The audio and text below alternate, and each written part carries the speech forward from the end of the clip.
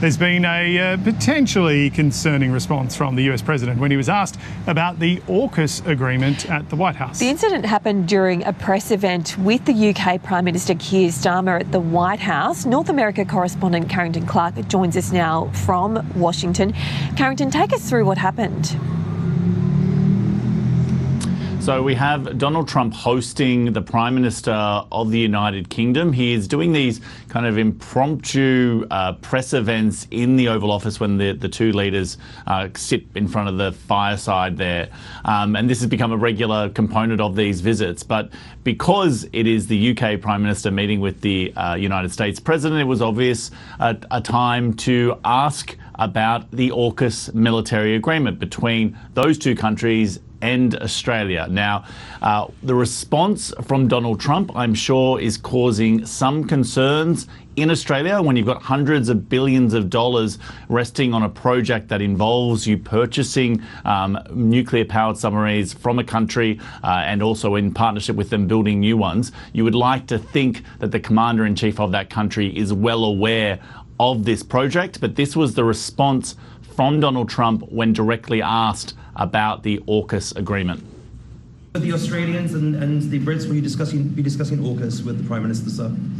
What does that mean? AUKUS, the Australia-US Defence Alliance. Yeah, well, we'll be discussing that. We've had another great relationship, and you have too, with Australia. Yeah. We've had a very good relationship with Australia, please.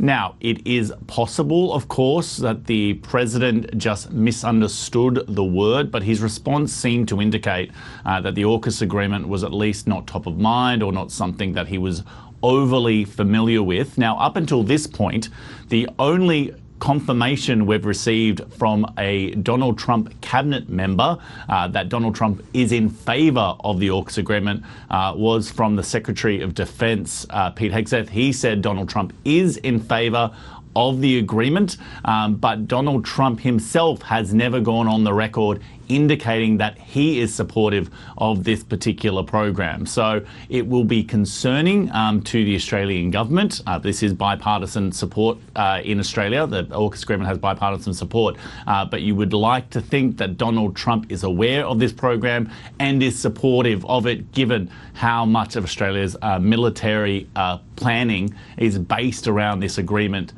being in place and being supported by the American administration. Absolutely. And Carrington, this comes as the British Prime Minister meets with Donald Trump. What's being discussed between those two leaders? Yeah, so before we had this pointed question about AUKUS, the major focus for us was to see whether or not these two leaders were getting closer to being of the same opinion when it comes to what should happen next in Ukraine. This is a week of high diplomacy here in Washington, D.C. Earlier in the week, we had the French president visiting, and now we have the British Prime Minister. And then tomorrow, we will have the Ukrainian president also visiting Washington, D.C. We know that there is a growing schism, it appears, between the United States and its key European allies over what should happen in Ukraine, particularly around so-called security guarantees. The European allies have said that they need an American participation in that security guarantee.